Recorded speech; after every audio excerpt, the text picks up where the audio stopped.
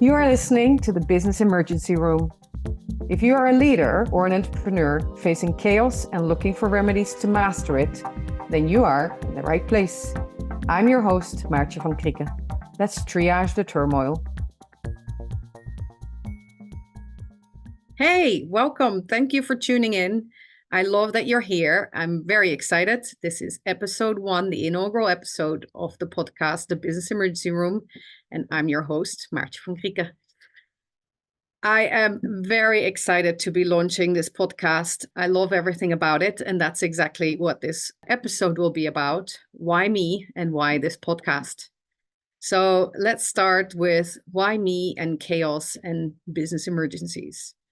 I actually am an engineer by background, and I chose to study engineering because I wanted to learn to solve problems. I did not really know what I wanted to be when I grew up, but there was something I found very attractive about learning to solve problems and learning to integrate and put stuff together. I chose to study industrial design engineering and innovation management because in the Netherlands, you do your master's in one full sweep. So if you don't finish it, you have nothing. And so 5 years of engineering sounded a little daunting and potentially a little boring. And this is the only study that had some commercial elements and model making and other artsy stuff to it, which I really liked, and was about the interfaces with humans, which I found attractive.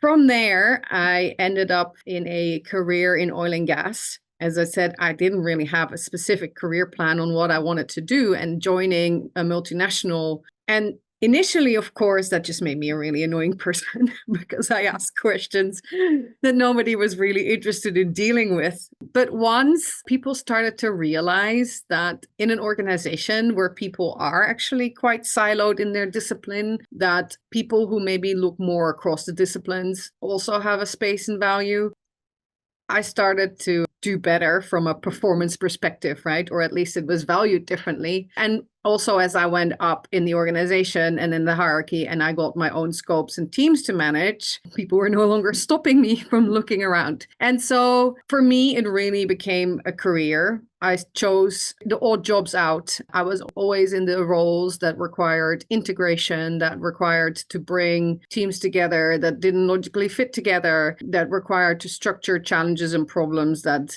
a few people already had a go at, but got stranded. And then it was like, well, maybe Maartje can try one more time. And yeah, that's where I thrive. I sometimes say I love doing that work. And I sometimes say to people that I think my eyes are just faster. My eyes are just faster when it comes to the connect the dot puzzles, except in real life, of course, they're not numbered. And somehow I see patterns.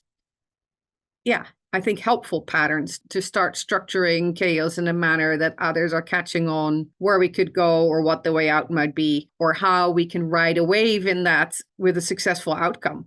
These skills are also combined with me as a skipper. I'm a sailor and a skipper. And from that, doing that from quite a young age, a young adult age, I realized that I'm what they call in the Netherlands a cool frog. I guess it stems from boiling frogs, or here in New Orleans, that would be a crawfish, right? But realizing that when the going gets tough, and things are tricky and we're in the storm or the bad weather and, the passengers get a bit antsy, etc., I actually do find I get really calm and really focused on the situation and focused on making sure that those entrusted to me are safe, don't freak out, and that we make it to calmer waters together safely. And I think that ability to, in the moments when it gets tricky, to translate that skill to the workplace has also really helped me and helped me land the type of work that I really like. These days, I do that work under my own header in a consulting business called the Chaos Games. And gradually, I've been getting more and more the type of projects where businesses truly are, or organizations truly are, in quite extreme turmoil.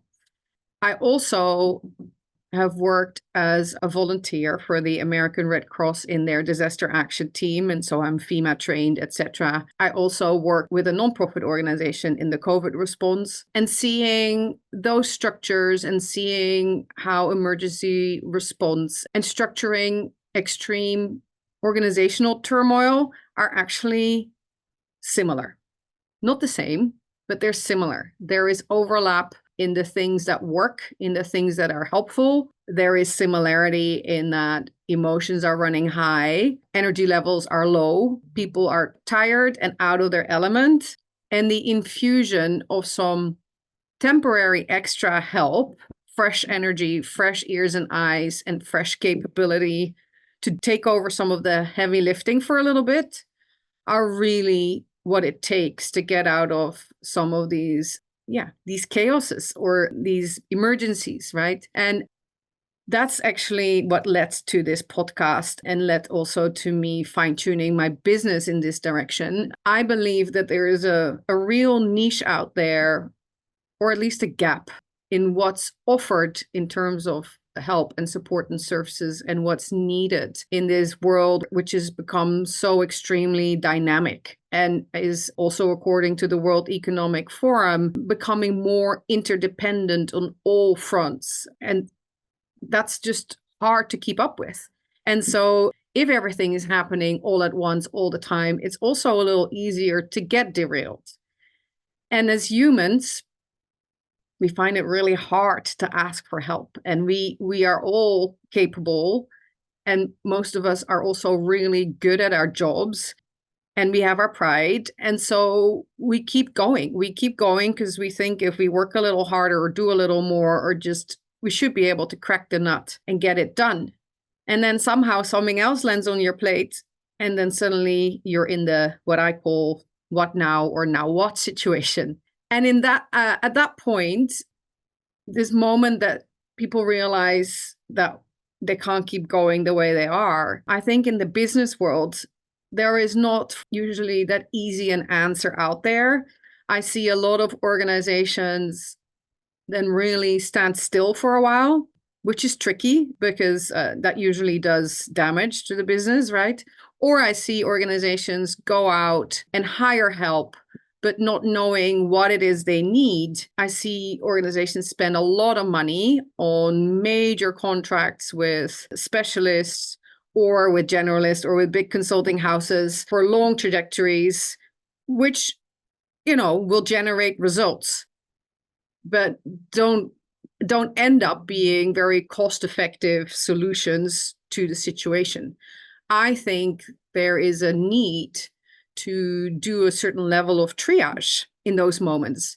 And there is a need for somebody to come in, not necessarily with a long-term expectancy or a long-term support role, but with a short-term support role to really come in and be that fresh pair of ears and eyes in the moment, to bring in that energy and to have a look with the team and the organization what it is that's needed to get to calmer waters, what it is that's needed to get to calmer waters so that you can actually sit down and spend a bit of time to figure out what you really need, and then source the right help with the right contractual construct to also establish what you maybe can do in-house, and to prioritize therein so that you don't, try to chew off everything all at once, which, you're already in a situation where you're doing too much. So then trying to also lit several fires under different recovery trajectories